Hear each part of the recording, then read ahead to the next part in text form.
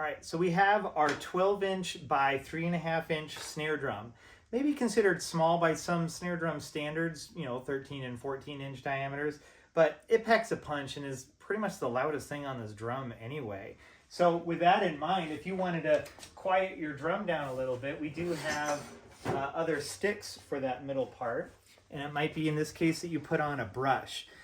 For the sake of this demonstration, I do have two 9-inch drumsticks, or those hickory sides, and they're going to really smack that drum and make it sing. But again, you might want to be able to think about dynamics in terms of just replacing with the sticks that you have. This is a snare drum. It consists of a batter head and a resonant head. This resonant head, we've decided to thicken up just a little bit with the head thickness. Because this is what you're hearing. You're hearing the bright side of these little snares rattling across the head of the drum. And they're held in tension with the butt and a throw. Now this throw is done with a simple lever, just as a turning on and off. And it has a little bit of a simple lever right here that can give you some of that tension as well. I'm going to tighten it up or loosen it up a little bit with that head. And this just does the big throw off. This one, unfortunately, is not much help to you because gravity is working against us in this case because we are mounting these upside down because the sticks, of course, underneath are playing it from the bottom. There's a little memory lock right here. So when you put the snare drum on, you want to make sure it's kind of clicking into that memory lock like it is right there. And it's kind of a safety feature. I'm going to tighten that up a little bit. And as a safety feature, we added this wire to the other side, and I just want to sneak it over to that little edge, and I'm going to put it back down in there. Once I feel like it's done in a nice secure middle zone way, I will tighten that up so that hopefully I never really have to worry about it or get back in there to change anything. So now you have your snare drum, and just like all the other levers, this one in particular too, you want to make sure that it's all the way down. And as you look down on there, you start to see a little bit of a dimple. Right there, I'm pushing the head or the drumstick into the head. And that means that it's right at the tip. So I'm going to take my tool and I'm going to adjust it. I'm going to righty-tighty. So that means it's going to not have the drumstick come up quite as much. And it's just that on that forward stroke, it should be touching it. Or a little bit further back just to get that little touch. What I don't want is for this to be maladjusted, and I'm going to take this so it drives further into the head where it almost lifts up the whole head of the drum. So I want to make sure that that is just at the tip so I can put the full force of my weight onto those heel pedals and it won't drive itself a hole into that snare any sooner than it is. Right now we have a patch on there that if these drumsticks are centered onto those patches, it'll let your drum head last a lot longer. Again, because it's getting hit in the same spot over and over again, which is kind of near the middle. So you have your two heel things adjusted, and you can play those snares with both of your heels. A really nice fact, considering you can keep your foot on the bass drum and on the hi-hat during all of this action. Now, on a 9-pedal or 12-pedal, you have this thing called the snare drag. And that snare drag is a release hit and a newer feature that we really like here around the shop. You push down and you get nothing, and you release and you get this dribble or drag effect on the snare. So if I was to go down with one foot, you can do that really simply with one foot in the action of going down and releasing at the right time and pressure. So here's a little more in-depth on this snare drag. Again, our right heel post. This is the stick that goes in there. What we're calling it is an articulated drumstick because essentially you can kind of make it do whatever you want. It's friction based here, so just be aware if you're not getting something that's solid and finding that this relationship between the two is changing while you're playing, it could be there's an adjustment in here that needs to be figured out. However, it's going to be good to go. I'm going to kind of cock it off to the side. We're going to go take a look underneath. Oops. But first, we need to take off this snare drum. It'll just be a lot easier that way. I was going to undo my thumb bolt. Oops, this actually was a little loose, but I would ordinarily make sure that that is tuned off and put that to the side. Okay, so now we're looking inside, and now we're looking underneath. What we have right here is a drumstick, an articulated drumstick that's going to go into this lever right now. And I have it in the stick grip right now. What I want to do to make sure, because this stick grip is actually the only one that's a little bit different than all the rest. It has this little rubber tab on the metal bracket that holds the stick. And that's just to make sure that there is just the right little wobble inside the stick so that the rebound effect has a nice kind of momentum, soft vibe of how it fits into the stick. So here we go. I'm going to go about maybe a thumb width in, and then I'm going to think about how tight is this? Is this really that tight? And it isn't.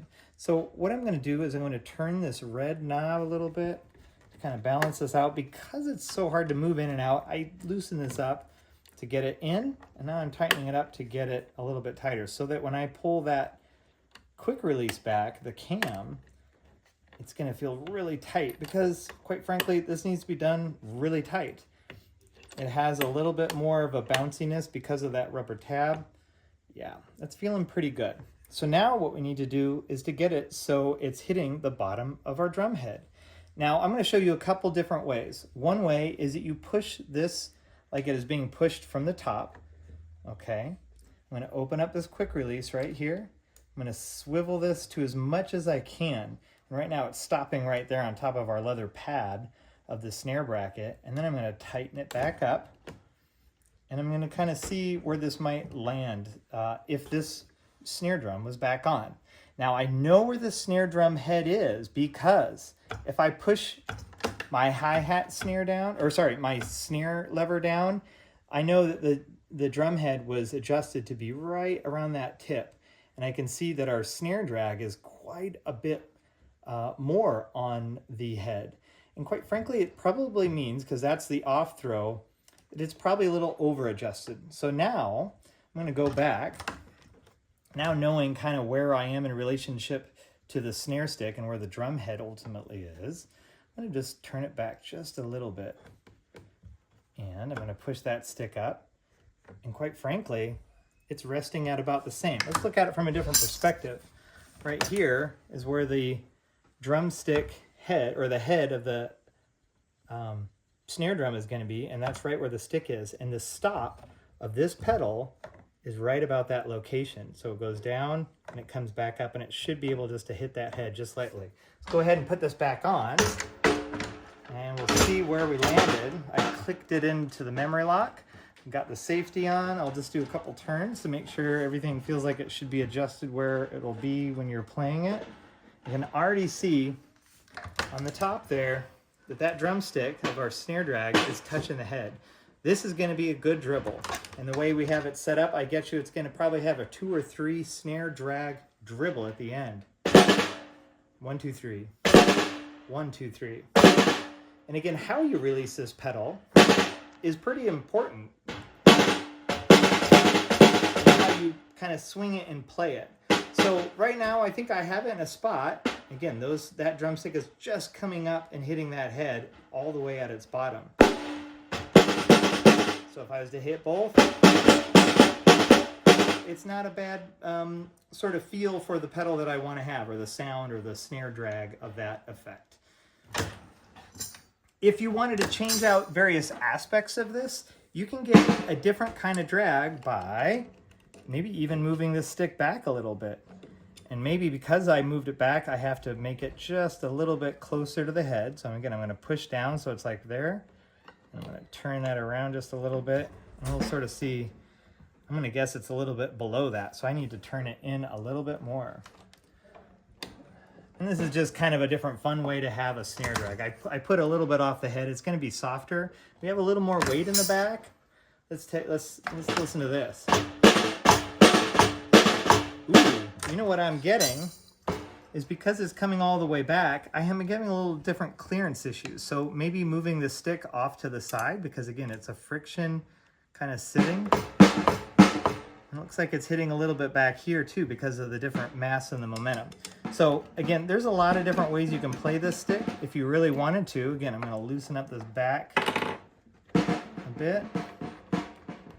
I'm going to bring this stick all the way in. Maybe it's about here. I'm going to tighten that back a bit. And now I got that quick release. I want to make sure it's good and tight. Yeah, that'll be pretty good. I'm going to bend that in. I'm going to now set this back. And now we've kind of traded the weight a little bit. I'm going to push this down, swivel over towards the drum head, and then I'm going to lock it in. And again, it's probably a little bit too much, but that's okay. I'm just going to rotate it out a little. And I think I'm on that head just about. Let's do a quick little test. You got to get the gravity working, so I got to make sure it's about the right playing level. Well, that's interesting. Now it's a one-hitter. And that might be something else you might be going for, is just a singular hit, which is kind of interesting too.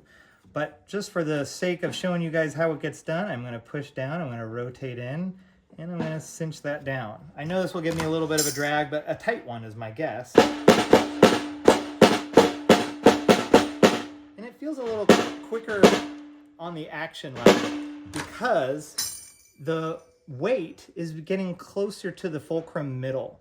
And when that weight is shifted towards the middle, it doesn't wag as much on its back stroke or its rebound off of the head. So again, this plays with the weight and the mass and the momentum and the amount of dribble you're going to get with your snare drag. And I hope if you have any questions, you'll let us know if there's anything you might need to get this all squared away. It's probably one of our more difficult pedals to understand. On this right outer pedal, currently it's set up to be a hi-hat hitter, but I'm going to go underneath there and show you how easy it is to make this into a snare stick. I'm going to bring that stick back a little bit so it clears the snare, maybe everything else. Cinch that back down. And then I want to make sure that this stick has its piston pretty much all the way up or near to the top so that it hits the snare. So now I have a snare stick on my right side and on my left. And it could be that you want to have a snare there because the way you hit your bass drum, and you can have your snare here and then maybe you change something else up on this side. It's really up to you about how you want to get this snare played. You can of course also adjust where these snare sticks are along its sweeping side. Both of these snare sticks are adjustable in how they relate to where they are. So now this one I showed earlier on our hi-hat video that shows you can play that. Now is a 2-for-1 hit. You get a downward snare and a release hi-hat. So play around a little bit with these snare sticks. Of course, down here you can place egg shakers or jingle sticks as well. You just have to make sure everything's adjusted appropriately. You can also turn little felts up on the snare sticks themselves. You can see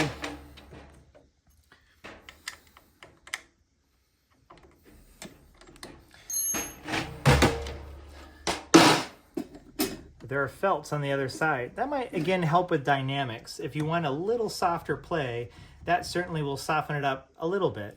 If you were to have that on your cymbal for, let's say, the right outer stick and that felt hitting up, the dynamics are actually quite dramatic. It almost kills the sound outright. So again, if you're practicing in an apartment or a place where you want to be a little quieter, there's a couple techniques. Of course, the snare brush being the biggest technique to really soften up that sound. So a little bit more about your wire brushes. Again, you're going to get a 9-inch drumstick installed there, but if you wanted to get a brush, which is just a softer way of hitting your snare, here's a regular hit, and here's with our nylon brush. It's just a little less. It doesn't kind of pop as much. You can go a little softer too, or you can get pretty loud. So again, that's a lot louder, but it's going to be still a little bit more dynamic range. So I'm going to take this off. And we're going to try a regular old brush. Here is what you might be able to find at a store a little bit more regularly. You can conceal it. And in this case, we're going to put this in without too much need to adjust the lever. but I might have to get that stick grip just to be a little more nuanced in its hold, and I got it good. Put down the quick release. I'm gonna extend that wire brush. Now I'm gonna worry about any sort of clearance I might have from the bass beater falling back and obviously the drumsticks up there. I'm gonna go for a really wide sound and just clip a little bit of that, and we're gonna see how this sounds. Because it wags so much, it is a little harder to get an accentuated note all the time, but for the initial hit, you can get something. And that's gonna, again, be determined by how much you have this stick driving up into the head for that kind of more pronounced sound. Now I'm gonna bring this back, and those bunches are gonna be a little bit more bunched together, and I think it's gonna be a little louder. And it is a little louder. It's got just a little bit more of a slap in there, and it's able to do that. Now again, if I was to make this all the way in, and just like that, it might be almost like that of a drumstick. But you can play softer, where that one isn't quite as soft because that attack is just so strong when the stick hits the drum head. So those are two little options for you. Another thing, if you're trying to tone down your drum besides the muting techniques, is you can do your throw off. That's your switch on the throw side of the snare drum. And I just had a little wrapped up piece of cardboard that I found around the house. And I'm just gonna slip it right under there, and now you're gonna have a completely tom sound. Now again, it's a little bit of a kind of a DIY thing at the moment because gravity is working in the wrong direction for how the snare throw would ordinarily work. Again, you can find a technique of your own if you wanna have that kind of a high tom sound. Okay, so again, you're listening to the bright side of the snare, the underside of the snare, the brittle stuff. So a lot of people who are in the drumming community will find that there's a sympathetic buzz that's always around your drum kit. That's just the unfortunate nature of what we're doing. In fact, I can even hear it buzzing from my vibrations of the conversation. And if I was to hit a bass drum on this, or just even tap on the top board, a lot of that snare is kind of playing through, and so it just is the nature of the beast. Not that drummers haven't probably come up with ways to figure that out, and the ways that they have done it is to put, in this particular case, these are Aquarian tone tabs, and they just are little sticky things that you can put around the head to kind of kill the frequencies. Sometimes people just use their wallet and just put their wallet on there, even though it's this fancy drum with all the different bells and whistles to make it sound resonant. Or you can even just throw something even more dramatic. Here's the difference between the two. You can hear this, and you can hear this. It just takes away a lot of that little high-end ringing tone. So, you know, use what you want on here. Sometimes you can put a magnet on the top, or it's something sticky like a moon gel, but since you transport it vertically, it might just be better to kind of find your own vibe of how you want to keep this muted a little bit more. As far as playing techniques are concerned, we have an education series that can help you kind of integrate all these different pedals to making some really cool snare patterns.